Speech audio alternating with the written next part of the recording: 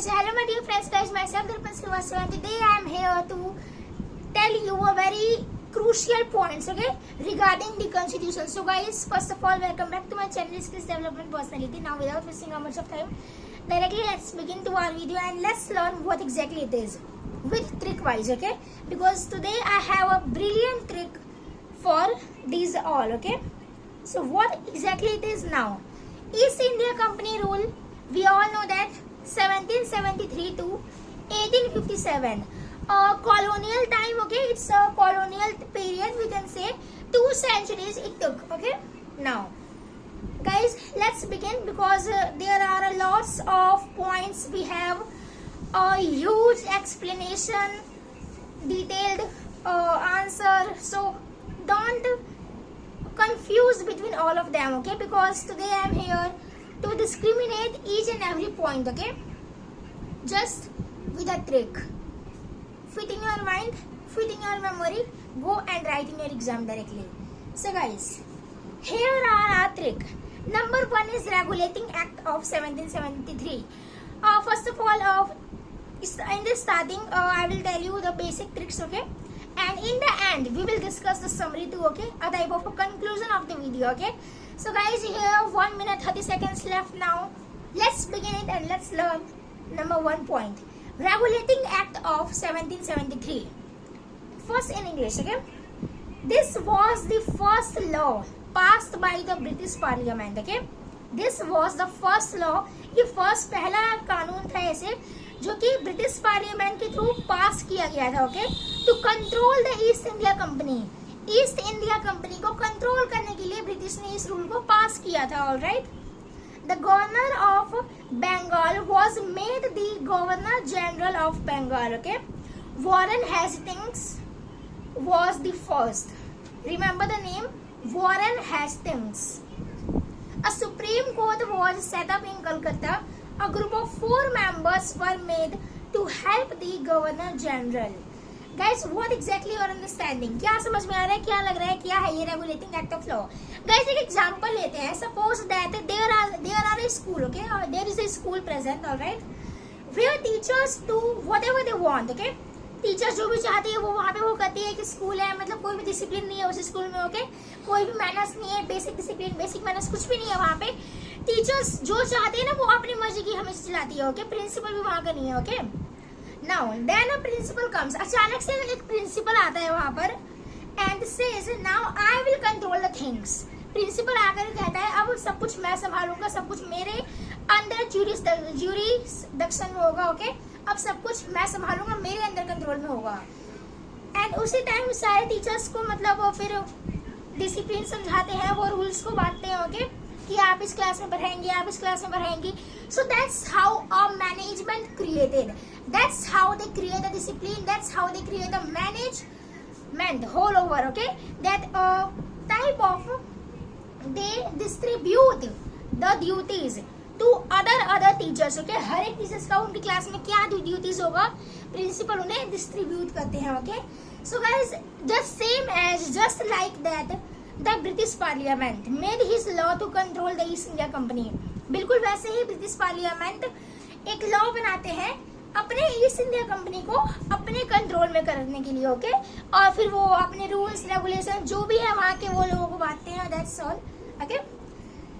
So that's how they make their own law. Alright guys, now I hope that you understand what exactly I am speaking, what exactly I have spoken currently. Alright, now the next one is Pitt's India Act 1784. Now this is a very crucial act, Pitt's India Act 1784. Guys, just have a look on it. Created Board of Control, British government body for political matters, okay. Company continued trade but had to follow government rules, okay. Company continue trade कर रही है but उन्हें government rules को follow करना पड़ रहा है, यानी कि यहाँ पर भी ईस्ट इंडिया कंपनी की बात हो रही है जो कि कंटिन्यू ट्रेड कर रही है under the jurisdiction of British parliament, okay. So let's take an example also like a shop where the owner handle the finance and the manager handle selling goods, okay. Here the British government handle, okay. Now guys, क्या बोला मैंने, एक shop है, okay, एक दुकान है, वहाँ का जो मालिक है, वहाँ के जो ओनर है वो उसके मैनेजर को अलग अलग काम देते हैं। ओके, होता है ना, जैसे एक बहुत ही बड़ी शॉप है, जैसे इन द जियो, सपोज करो एक जीडियो नाम का मॉल है। ओके, सहादरा में एक मॉल है जीडियो नाम का, काफी फेमस मॉल है, न्यू ओपन हुआ है बिग बास्केट के बगल में। ओके, सो वहाँ पर ना अलग अलग मैनेजर है, उस कंपनी का एक ओनर है। ओके, ओनर वहाँ पर है, उसमें एक बहुत सारे एम्प्लॉय वर्क कर रहे हैं। ओके, अलग अलग मैनेजर है, कोई फर्स्ट फ्लोर पे है, कोई सेकंड फ्लोर पे है, कोई किड्स हॉल में है। सो अलग अलग मैनेजर है, और ओनर ने क्या किया है, उन्होंने हर एक मैनेजर को अलग अलग काम को डिस्ट्रीब्यूट किया है। ओके, कि तुम ये शोरूम को, तुम शूज का शोरूम को संभालना, तुम किड्स के शोरूम को संभालना, what exactly they want. Okay, they just have a distributed between each and every employ. Okay, employ of the Zudio mall, उन्होंने वर्क को डिस्ट्रीब्यूट किया। ओके, नाउ मालिक पैसे और पैसे वगैरह ये सब चीजें देखता है, और जो मैनेजर है वो सामान बेचता है। ओके, समझ में आ गया गाइस? मालिक क्या करता है, वहाँ के जो ओनर है, what exactly they handle the money. Okay, they handle the finance, what exactly earnings are coming, what exactly the goods are selling. Not, in fact, the manager handle the goods, what exactly selling, किसको बेचना है, किसे नहीं cell करना। सो ये सारी चीज ना मैनेजर का काम है। ओके, बिकॉज उन्हें तो अपना काम बांट दिया, सो वो तो अपनी ड्यूटी से फ्री हो गए। अब ये रिस्पॉन्सिबिलिटी है मैनेजर की कि वो कितना गुड्स को सेलिंग कर रहा है। नाउ अब इनका ईस्ट इंडिया कंपनी में क्या रोल रहा है उसे समझते हैं। British government handle politics and company handle trade. Guys, same as इसमें भी ब्रिटिश पार्लियामेंट के अंदर ही ईस्ट इंडिया कंपनी काम कर रहा है। जैसे कि मैंने बताया ना, सपोज करो जो ब्रिटिश गवर्नमेंट जो है वो पॉलिटिक्स को हैंडल करेंगे। ओके, ईस्ट इंडिया कंपनी वो क्या करेगी, वो ट्रेड को हैंडल करेगी, बिकॉज वो तो कंपनी है, और कंपनी अंदर किसके अंदर में है, ब्रिटिश पार्लियामेंट के। मतलब कि जो ब्रिटिश पार्लियामेंट है वो उस पूरे होल कंपनी के शॉप के ओनर है। ओके, जो कि पॉलिटिक्स को हैंडल करेंगे। Politics is like a finance. Okay, politics is like a finance. According to political theory, politics को फाइनेंस में उसके नाम से डिनोट किया गया है, जस्टिफाई, सिम्बलाइज किया गया है। Alright, don't be confuse in it between. Okay, and जहां तक बात है कंपनी हैंडल ट्रेड, कंपनी क्या है, वो मैनेजर है। कंपनी जैसे अलग अलग कंपनी, ईस्ट इंडिया कंपनी है, हो सकता है और भी बहुत सारी कंपनी बनी हो। सो उन्होंने अलग अलग कंपनी को अपने अपने काम बांटे हैं, और जो ट्रेड है वो कंपनी ट्रेड को हैंडल करेगी। ट्रेड क्या है, ट्रेड एक गुड्स है जो कि वो उसको सेल करेंगे। हैंडल करना मतलब सेल करना। ओके, और नॉर्मल लैंग्वेज में अगर कहें तो बट पॉलिटिकल थ्योरी के हिसाब से हैंडल करना। Alright, that's how this is the work of a British parliament under British parliament east India company का ये वर्क रहा है। ओके, सो जैसे गाइस मैंने बताया, created board of control, British government body for politics matter, company continue trade but had to follow government rules. Company continue trade कर रही है बट उन्हें गवर्नमेंट रूल्स को फॉलो करना पड़ रहा है। ऑफ कोर्स करना पड़ेगा, क्योंकि वो किसके अंदर में काम कर रही है, ब्रिटिश पार्लियामेंट के अंदर में काम कर रही है। सो उन्हें तो अपने गवर्नमेंट के रूल्स को फॉलो करना ही पड़ेगा। ये कंपनी की रिस्पॉन्सिबिलिटी बनती है। ओके, आई होप कि आपको ये समझ में अच्छे से आया होगा। Now guys, the next one is Charter Act of 1813. Charter Act of 1813. Christian missionaries were allowed to come. Okay, company had to spend on education. Guys, यहाँ पर एक अलग ही व्यू आ रहा है। ओके, इनका जो ओवरव्यू है ना वो अलग ही फ्लो में चल रहा है। Suppose a company had the only shop in town. एक कंपनी है जिसका बस एक ही शॉप है टाउन में। Okay, but now the government says others can also open shop. अब गवर्नमेंट क्या कह रही है कि बाकी जो है अदर्स भी है वो भी शॉप को खोल सकते हैं। Okay, that's what happened. Alright, now guys, समझ में आया मैंने क्या बोला? No problem, I will explain in Hindi. तो मान लीजिए कंपनी अकेले बाजार में सामान बेच रही थी। ओके, लेकिन अब सरकार कहती है, जो गवर्नमेंट है वो कहती है कि अब कोई भी व्यापारी अपने सामान को बेच सकता है। मतलब anyone can open the shop and they can sell their goods, what exactly they have, they can sell. Okay, what exactly they are able to sell, they can sell. वो सेल कर सकती है। अब गवर्नमेंट का ये कहना है the same as इसमें दिखाया गया है। That's what happened, companies trade monopoly ended except for T and China trade. Means ऐसा ही हुआ कुछ, जैसे कंपनी का व्यापार एक अधिकारी खत्म हो गया। Guys, now this is the main point that companies trade monopoly ended. Okay, जो कंपनी का जो ट्रेड है इस कंपनी का वो एंड हो रहा था। किसको लेकर के, बट अंदर जो ब्रिटिश पार्लियामेंट के अंदर जो काम कर रहा था उनकी बहुत सारी ट्रेडिंग्स एंड हो रही थी, लेकिन एक्सेप्ट फॉर टी जो एंड चाइना ट्रेड, चाइना में जो उनकी ट्रेड थी उन्हें छोड़कर और टी को छोड़कर बाकी सारी ट्रेडिंग उनकी एंड हो रही थी. Alright, so that's how they have created. Now, Charter Act of 1833. Imagine a manager who has handling one branch of a company is now made in charge of all branches in the country. Means, suppose को जैसे कोई office है, उसका एक manager है जो कि सिर्फ एक ही ब्रांच को देख रहा हो, लेकिन अब उसे पूरे देश के ब्रांच को देखने का एक तरह से रिस्पॉन्सिबिलिटी उसे मिल गया हो.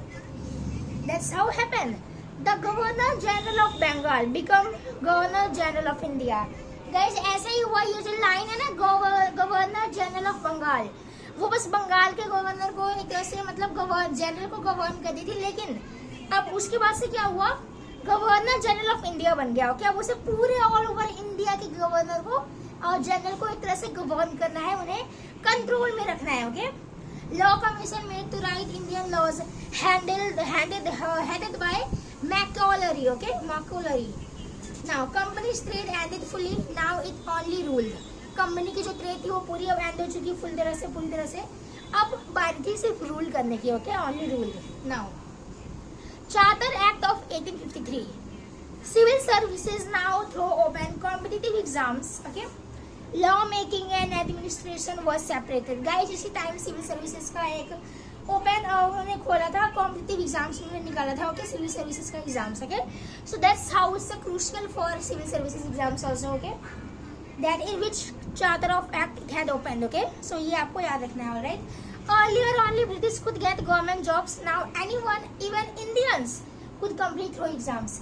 गाइस, जैसे कि इससे ना हमें ये पता चलता है, जैसे सीधे मतलब कुछ टाइम हुआ था ना पहले, सिर्फ ब्रिटिशर्स को ही गवर्नमेंट जॉब अलाउड थे, लेकिन कुछ टाइम के बाद से जैसे सिविल सर्विसेज हमारे इंडिया में आया, उन्होंने क्रिएट किया सिविल सर्विसेज का कॉम्पिटिटिव एग्जाम्स, तो अब एक नॉर्मल इंडियन को भी गवर्नमेंट जॉब मिल सकती है, उन्हें अलाउड है. ओके, गवर्नमेंट जॉब्स निकालना थ्रू कॉम्पिटिटिव एग्जाम्स को क्रैक करो and directly you can get the job. Okay, you can get government job acts according to your marks, according to your positions, according to your condition what exactly you have. Okay, that's how your knowledge, your mind, your brain, your power, your ability to explore the whole over the world. All right, now revolt of 1857 end of company rule means अब east India company की खत्म होने की बारी है, full finished, just the end. Okay, all right, now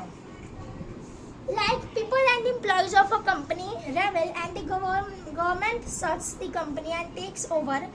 This happened in 1857. Means Indian soldiers and public revolted due to many issues. After the revolt, the British government took direct control in 1858 and ending the company rule.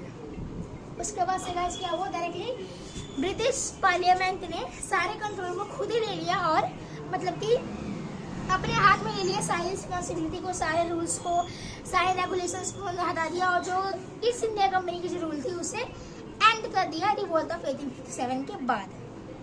That's how it's about to end. Alright guys, but before ending I have one more thing which I want to explore with you, I want to share with you. I hope that you would like to have it. Okay, so guys, here I have a book, okay, which I am suggesting you. Written by Granville Austin. Okay, it's a very great book, Oxford India paperbacks. So, but I'm not saying that directly go and purchase it because it's always also available in online. Okay, you can directly go on Google and search it, the book name, you will get. Okay, but from tomorrow I will explain each and every points one by one, line by line. Okay, so guys, that's how. Take care, love you all, bye bye. I hope that you understood what exactly it is. But before completing this, as I have said that in the end we will also conclude the conclusion. Okay, हम conclusion को भी इसी में include करेंगे and उसे भी complete करेंगे. So let's start the conclusion. इसकी जो summary है उसे एक बार start करते हैं and देखो बस just have a read on it. Okay, to revise each and every point जो भी हमने पढ़ा. Okay, the constitutional development in India began with the Regulating Act of 1773, which was the first step taken by the British Parliament to control the East India Company's mismanagement. Okay, मैंने discipline नहीं है, manner नहीं है, कुछ भी teachers कुछ भी किए जा रही है, प्रिंसिपल आए उन्होंने सब कुछ मैनेज किया, मीन्स वहाँ के मिसमैनेजमेंट को उन्होंने एक डिसिप्लिन्ड मैनर दिया. Okay, that's how.